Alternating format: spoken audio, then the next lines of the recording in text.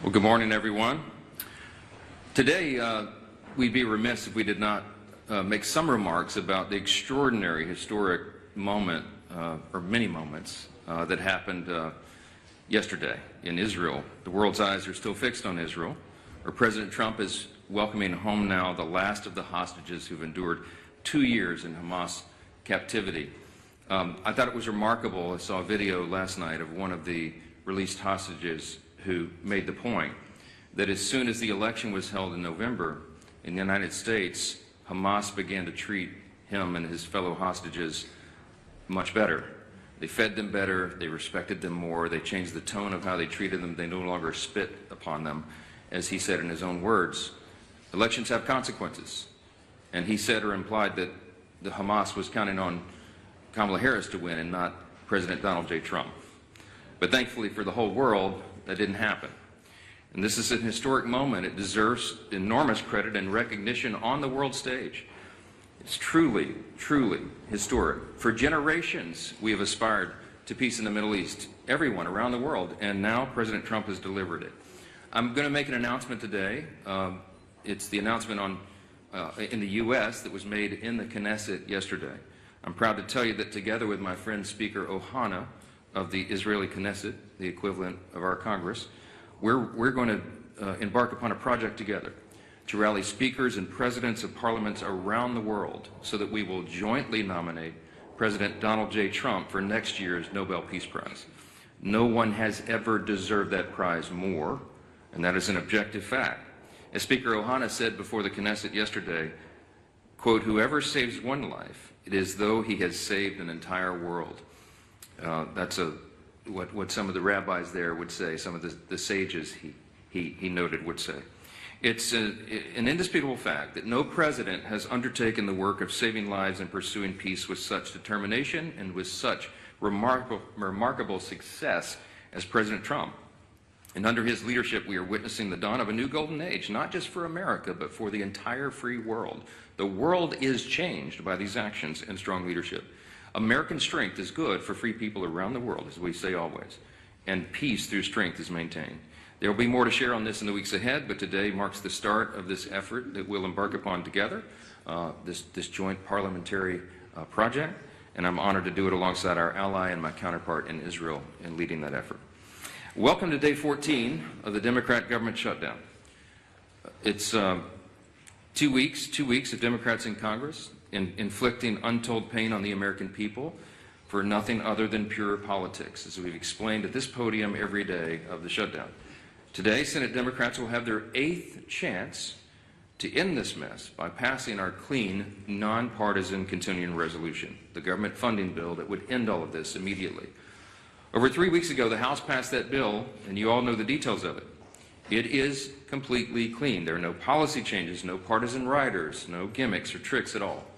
All it does is keep the lights on at the current funding levels for a few extra weeks while we complete the normal appropriations process. Now compare that to the Democrats' counterproposal. They're demanding $1.5 trillion in new spending paid for by American taxpayers. And I want you to be specific. I want us to be specific. I want you to note what that counterproposal includes, because we've not yet gone into all the details of it, because it's large and very absurd. But here's some of the highlights of this. It would reverse common sense reforms that Republicans made in the Working Families Tax Cut that keep illegal aliens off taxpayer-funded health care. This is a fact. Page 57, section 2141 of their counterproposal is this we've been posting everywhere. And it would, they would add the illegal aliens, non-citizens, back to taxpayer-funded benefits. It would cost taxpayers nearly $200 billion. They would also remove a very reasonable and modest work requirement that we put on able-bodied young men with no dependents. As we've said, they should not be riding the wagon and taking Medicaid. That is intended for vulnerable populations, the elderly, disabled, and young pregnant women, for example, and not young able-bodied men without dependents who are playing video games. We put that into the law because it's common sense. Their counterproposal would reverse that, so taxpayers would be funding them again. They would make in their counterproposal permanent COVID-era Obamacare subsidies without any income caps or any other reforms at all They would make that permanent. That would cost taxpayers an estimated $358 billion. They would take away the $50 billion that we put into the law to support rural hospitals. They would remove that. And they would send $500 million to liberal news outlets by refunding the Corporation for Public Broadcasting. It would also restore up to $5 billion of American taxpayer funds for wasteful spending for international projects. Here's a couple of examples. This is in their legislation, their counterproposal on a CR to keep the lights open. This is what they want to do. They want to spend $24.6 million of your hard-earned dollars as a taxpayer for climate resilience in Honduras. They want to spend $13.4 million for civic engagement in Zimbabwe. They want to send $3.9 million for LGBTQI+ democracy grants in the Western Balkans. They want to spend $2.9 million of your dollars for desert locust risk reduction in the Horn of Africa. And $2 million for, quote, organizing for feminist democratic principles in Africa. We are not doing that. These are unserious proposals from unserious people, and they are playing games while real Americans are being harmed adversely by the shutdown.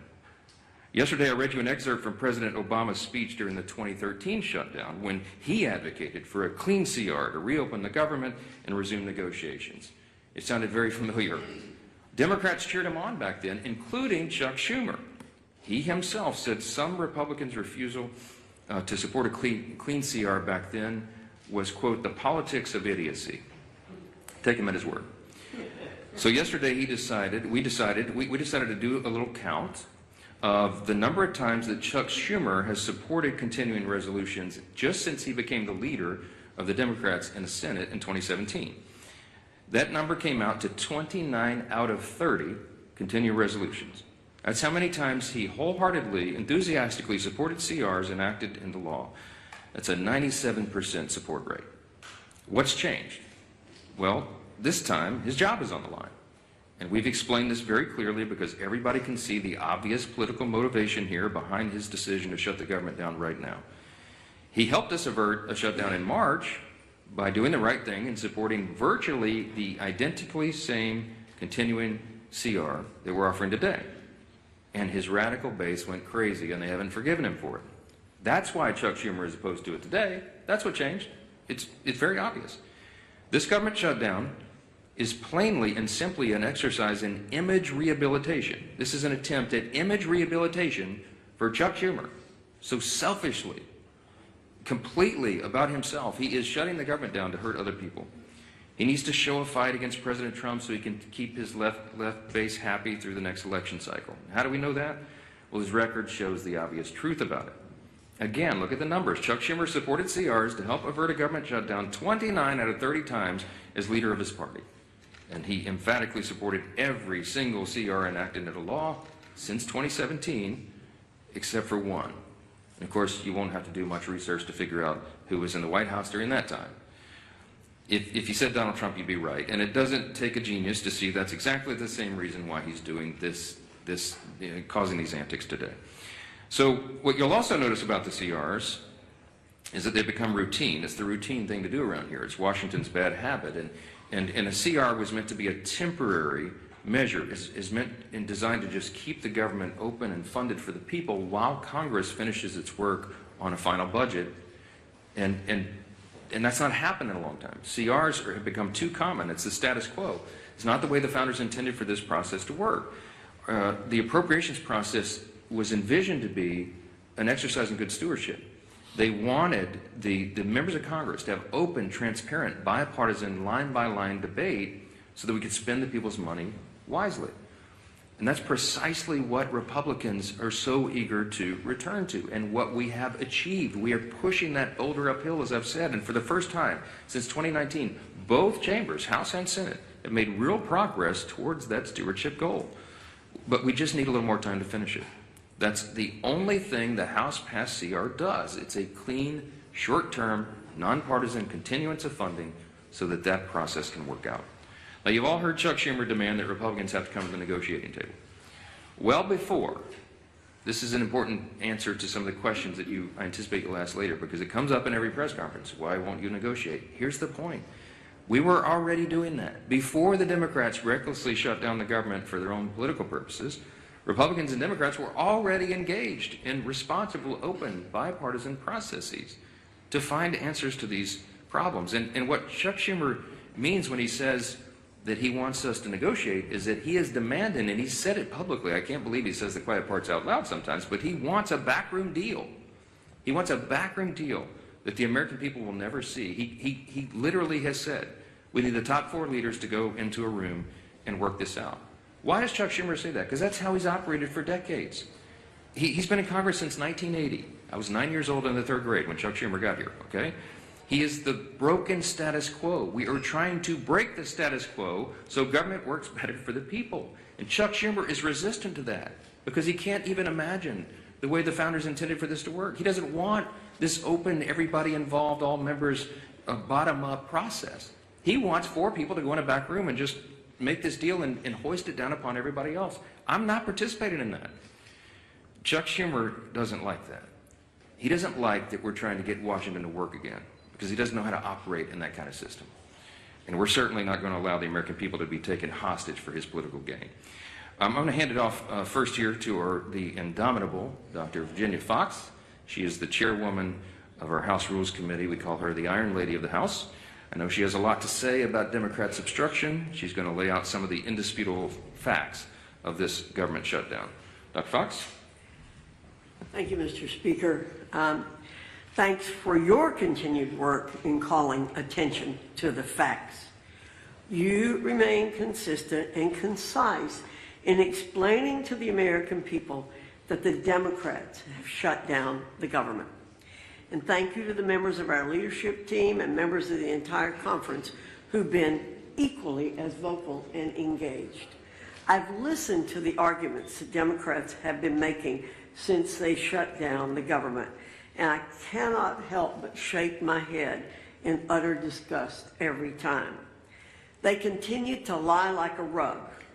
They're trying desperately to change the conversation and deflect because they know they're in the wrong and they've dug themselves into a deep, deep hole.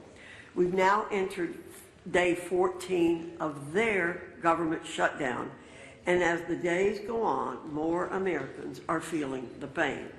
Make no mistake about it, this is real pain being inflicted upon real people. Today, 400,000 federal workers will receive partial paychecks. The Speaker called attention to this last week. This will be the last paycheck that these federal workers receive until Democrats grow a spine and reopen the federal government. Meanwhile, you have Chuck Schumer in the Senate who said in a recent interview, quote, "Every day gets better for us," end quote. His statement is as callous as it is tone deaf, and it reveals to everyone how the Democrats continue to use hardworking Americans as pawns in their own grotesque political game. I'll close with a quick observation. As the Speaker said previously, there's a real split screen here in Washington that the American people are watching. While Republicans are the ones who have voted and are continuing to vote to reopen the government, Democrats have treated their own shutdown as one big attention-getting activity. They've taken shutdown selfies, posted weird videos of themselves doing everything except working, and they even hosted a live stream that failed to gain any traction whatsoever. How embarrassing. These are not serious people. They continue to play a dangerous game with the livelihoods of Americans. And contrary to what Democrats believe, every day of this shutdown does not get any better for the American people. That's a stone cold fact. Thank you, Mr. Speaker. Thank you. Well, thank you, Chair Fox. And as the Speaker talked about, a lot of people say, why have the Democrats continued this charade of shutting down the government and inflicting pain, real pain, on millions of families across America. And the Speaker laid it out real clear. Chuck Schumer filed an alternative bill weeks ago of his list of demands, literally a list of demands that he said have to be met before he releases the American people from this torrential pain he's inflicting. And it includes $1.5 trillion of new spending on far-left wish lists. Things like, yes, taxpayer-funded health care for illegals. It's in Chuck Schumer's bill. He guts rural hospitals, all as part of his demand to open up the government. It's not only not serious, it's also destructive. It's something that would actually hurt this country. And why? All so that he can show the radicals and the far left of his party that he's fighting Donald Trump. Everybody knows that's what this is about. Chuck Schumer is scared to death for his political future. He is way more concerned about his political job than he is about the jobs of millions of American families. And it's having a real impact on those families. Today, as has been pointed out, day 14 of the government shutdown that Chuck Schumer imposed on the country, and it is the day where checks would normally be starting to be processed for all of the government workers, many of whom will not get a paycheck because of Chuck Schumer's shutdown. You're already starting to see flight delays, families trying to go visit a relative, maybe go see one of their family members get married, go on a family vacation. They're not able to do that because of Chuck Schumer's shutdown. Our men and women in uniform at risk of losing their pay. And I will credit Donald Trump for a lot of things, but if you look, President Trump has not sat by and just waited for Chuck Schumer to get over his tantrum. President Trump has continued to do his job for the American people. And thank God, because the world is a safer place with President Trump at the helm. We saw that yesterday. What an historic day. And again, a real contrast to the temper tantrum that Chuck Schumer's having to appease the most radical elements of the far left base here in America. President Trump traveled to Israel, traveled to Egypt to sign historic peace accords, to oversee the release of hostages. Finally, all of the living hostages returned home to their loved ones after more than 2 years since the October 7th attack by Hamas. And one of the hostages, I think it's really important to hear this, because when you talk about real leadership, not just here in America, and the leadership that President Trump has provided to our country, but what that leadership means to the world, not only to our allies, but to the bad guys around the world. And yes, there are really bad people around the world. One of the former hostages who was released yesterday, Omar Shem Tov, credited President Trump with getting the hostages home. And he said, Hamas, quote, was very scared of Trump. They wanted Kamala to be elected. As soon as Donald Trump was elected, they understood that he wanted to bring us back home. So immediately, the way they treated me changed. That was a direct quote from one of the hostages who was released yesterday. You can see that leadership by President Trump on the world stage, and just such an historic day, a day where people were literally dancing in the streets in Middle Eastern countries. Peace in the Middle East. It used to be a platitude that for decades seemed to be a mirage in the desert, and yesterday it became a reality because Donald Trump said he was going to do something that nobody else thought could be done, but he knew it had to be done, and he made it happen and gave so much closure, important closure to those families, brought their loved ones back home, but told the bad guys that you're on alert. It's a new day in the world. You've seen all countries come together to see that moment in Egypt where countries from all around the world stood up to terror and said, we're going to restore peace in the Middle East. We're all going to be a part of it. And there's only one man that brought that together, and it was Donald Trump. Even during a time where the contrast of Chuck Schumer throwing a temper tantrum here at home just to appease the most radical elements of his base, so that on the 18th, when they have the Hate America rally that everybody knows is coming, and that everybody knows Chuck Schumer needs to deliver a shutdown government to them to appease them. Well, how about you think about us? How about you think about those families who are struggling today because of Chuck Schumer's shutdown? There are real consequences to what Chuck Schumer is doing. Regardless of who he thinks he's appeasing, he is hurting so many people, millions and millions of people. But President Trump is not going to be daunted. President Trump found a way over the weekend to pay our troops. While he was finding peace in the Middle East, President Trump also found a way to say, even while Chuck Schumer doesn't care about our men and women in uniform, Donald Trump does. And he made sure that they will get their pay. But there's still so many others that won't because of Chuck Schumer's shutdown. This madness has to end. It is time for this shutdown to end. Chuck, don't wait for some mad march on the mall. Don't wait for some pats on the back for radical leftists who just want to hate America every single day because Donald Trump is in the White House. They can't celebrate the release of hostages because of the guy who achieved that release. That's a twisted small segment of our society. The rest of America is celebrating. The rest of America is proud of what we're achieving. And there's so much more that this great country can achieve if Chuck Schumer just got out of the way, just stopped blocking the progress that most Americans cherish, want, deserve.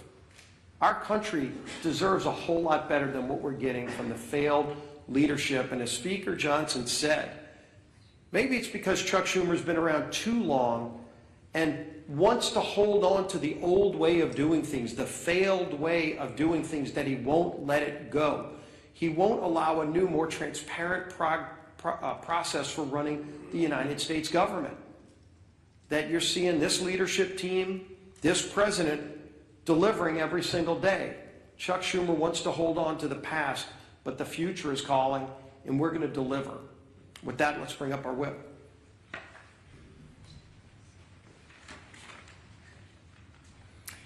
As the Speaker noted, today should be a day of celebration. President Trump achieved a historic peace deal in the Middle East. The last living hostages held in captivity by Hamas have been returned with their families, reunited with their families. Yet, we're all here today marking day 14 of the Democrat shutdown. And to make matters even worse, if the Democrats had things their way, this would also mark the first week that our troops would not receive their paychecks. But thanks to the leadership of our Commander-in-Chief, President Trump, members of the military and their families will not be used as pawns in Chuck Schumer's shutdown game. Come tomorrow, our troops will get paid. But the consequences of the Democrat shutdown are real. And unfortunately, they're only just getting started. OMB has already been forced to lay off its first round of federal workers. It doesn't have to be this way. Chuck Schumer, if you open the government today, this would end. If the Democrat shutdown continues, though, more Americans won't see a paycheck at the end of this month. Benefits like SNAP will be put at risk. Airports will be flooded with flight cancellations and delays amid the busiest time to travel all year. And the list goes on and on. Why? Because Chuck Schumer and the Democrats would rather cater to the pro-terrorist wing of their party than to reopen our government. We've said it from this podium, it feels like 1,000,000 times, and we'll say it again. Republicans have done our job. We have a nonpartisan clean CR ready in the Senate to be sent to President Trump's desk immediately, tonight, if they will pass it. We only need 5 Senate Democrats to break ranks with Chuck Schumer, vote for the same CR that they supported just 6 months ago, and reopen the government for the people they were elected to serve. But they have refused to do so 7 times and counting. And each time that they do, hardworking Americans are forced to pay the price. Our message to Senate Democrats today is the same message we've been saying since September 19th. Stop the political games, pass our clean CR, and reopen the government today. With that, I turn it over to our conference chair, Lisa McClain. Well, good morning, everybody. Thank you for being here. And like my leadership team behind me said, it is a glorious day. Think of what happened yesterday. Just imagine for one moment you are a family member of one of the 20 hostages that were released. I mean, think of how that had to make you feel. We all watched it on TV, right? Joy, exuberation. I mean, there were tears of joy. There was relief. There was peace. And that was done because of our president, Donald Trump, put politics aside and said, I am going to stand up for the people. And he brought peace in the Middle East. He talked about it, yes, but yesterday he did it. And actions speak louder than words. He said enough of the political games, and I'm actually going to do what's right. Now compare and contrast that to what's going on today. Chuck Schumer and the Democrats are putting politics over people. So instead of it being a joyous day that we celebrate, here we are in another government shutdown, 14 days in the making. And why? Just ask yourself why. It's clean, no gimmicks. It's absolutely clean. The speaker, the leader, the whip, we all said no gimmicks. Let's not use the American people as a pawn. Let's do what's right. Let's do something different and actually fund the government in the right way. What a concept. And Democrats, my goodness gracious, they absolutely do not want that to happen. Like the speaker said, Chuck Schumer wants all four leaders to get behind the scenes and make a deal. We're not going to do that. That's not how government is supposed to work. And I know I sound like a broken record, but the way to end this shutdown is really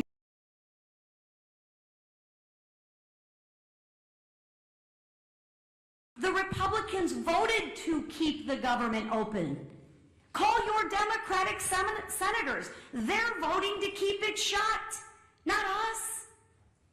So when you ask what negotiation, there's nothing to negotiate. We already passed, we said yes, right? Democrats won't do it. They'd rather please their radical base than put America first. Listen, I'm grateful to President Trump for finding a way to keep milk flowing to moms and babies through the WIC and paychecks going to our troops. Yes, I'm happy, but that's not going to last forever, right? So there again, he's even putting people over politics. I mean, come on. But let's be clear. These emergency measures can't fully fix the Democrats' damage. He can try, but at some point in time, they're going to end. Sadly, as Americans suffer, Democrats, what do? They celebrate. As workers worry about their paycheck, Bernie Sanders worries about his leverage. As TSA agents and air traffic controllers show up without pay, Democrats brag they won't budge until planes fall out of the sky. Really? Really? Seriously. That's the Democrats' motto. I'm not budging till planes fall out of the sky. I'm going to teach you women, you women and children and everybody a lesson. Really? Really? As Chuck Schumer says, it's getting better every day. For who, Chuck? Better for who? For the radicals cheering on the chaos? That's who. The radicals. The leaders openly admit it. Listen, the head of the insane indivisible literally said, and I quote, millions will be out cheering you on, or they'll be calling for new leadership. Really?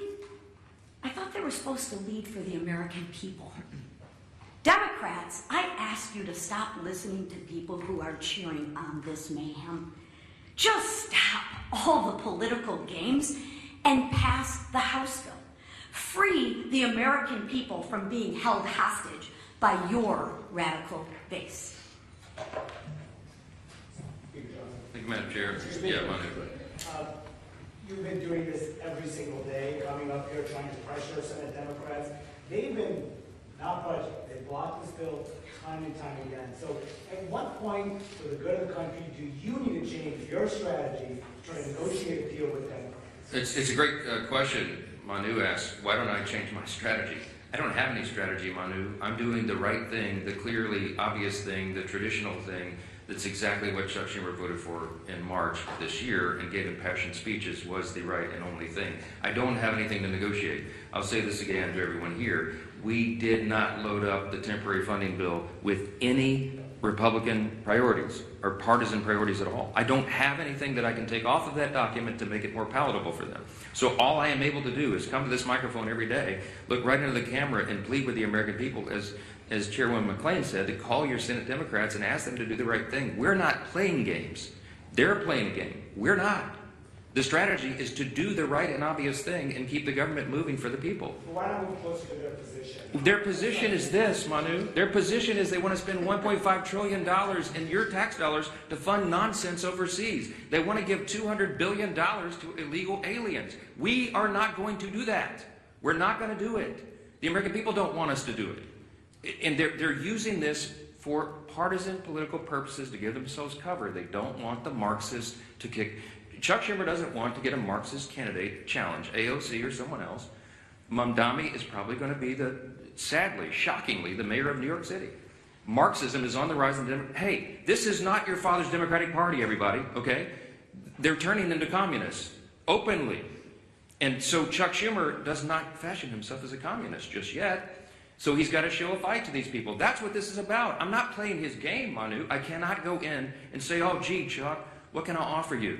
You know what? Maybe we'll just send $10 billion overseas to LGBTQ plus, initiatives in, the Horn of Africa or Malaysia or wherever you want to do that. No, we're not wasting taxpayers' dollars. Chad. Mr. Speaker, good morning. Thank you. You said last week that you would swear in Adelita Grijalva whenever she wanted. She's written a letter to your office. You've not sworn her in. I understand about pro forma sessions. Yes. Doesn't your resistance to not swear her in add fuel to the fire that this is about the Epstein files? No. Let's talk about Grijalva and Epstein. Okay. Once more for everybody. Everybody in Congress, I think, is for maximum transparency of the Epstein files.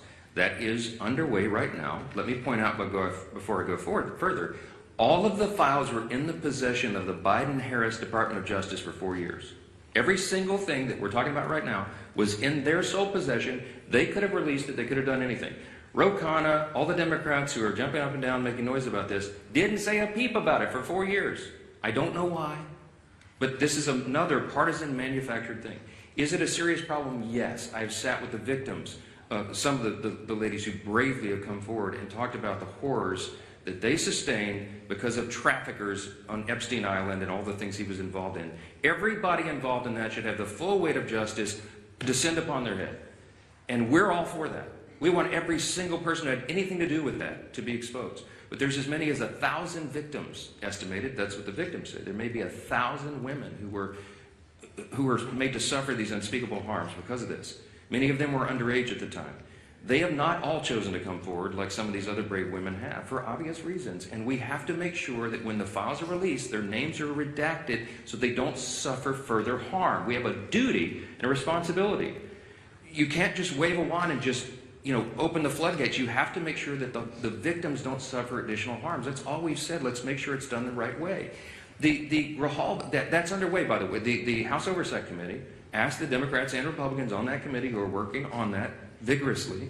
As I said, some of the biggest, bulldogs in Congress are on that committee, and they're all joined together in a bipartisan fashion, digging through and releasing documents. 34,000 documents so far, and more on the way. In fact, as I noted a couple of days ago, the attorneys for the House Oversight Committee during the shutdown are still doing work. They were in New York City combing through the Epstein estate files. By the way, that was never even mentioned or anticipated in the discharge petition, for those of you who are following all the details of this. So more is coming out. We're for all of it coming out as soon as possible.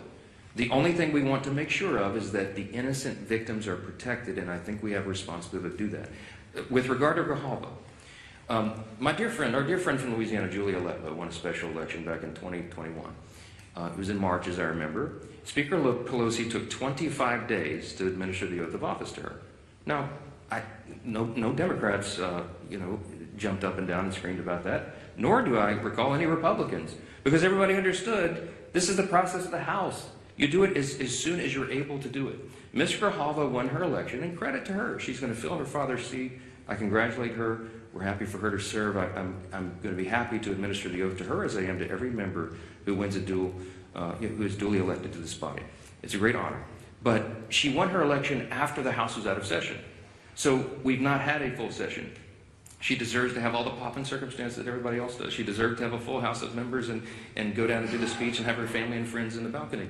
That hasn't been scheduled because we haven't had that session yet. As soon as Chuck Schumer opens the government, as soon as Mark Kelly and Senator Gallegos, the two senators from Arizona, Ms. Grijalva's state, will go and join with 3 others and open the government, we're happy. We'll have that as soon as we get back to business. But we have to get back to business. They have to open the government. I don't know how else I can answer that question. Yes, sir.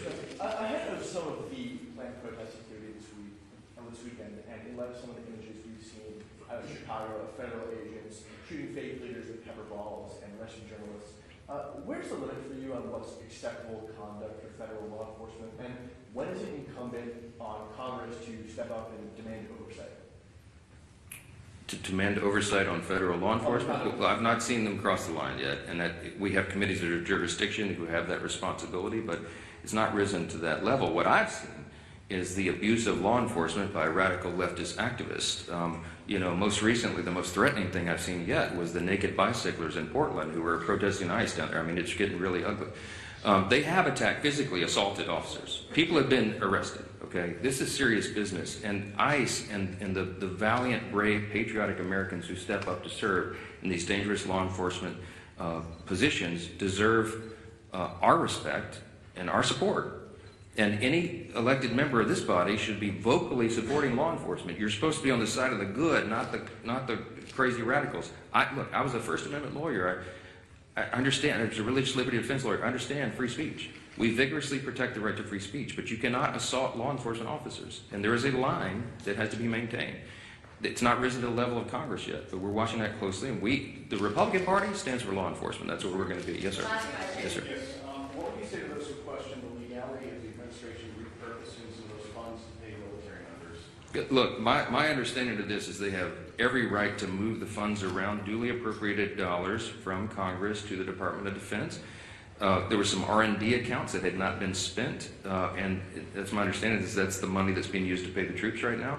If the Democrats want to go to court and challenge troops being paid, bring it, okay? I'm grateful for a commander-in-chief who understands the priorities of the country, the necessity of national defense, and the urgency that we all feel and have voted for 8 times. Republicans have voted in Congress 8 times now between House and Senate to fund the troops and pay federal workers in all these essential jobs and agencies because we understand the necessity of that. Meanwhile, the Democrats voted 8 times to block their paychecks. I'm grateful we have a president who is willing to step up and do the right thing. Thank you all so much.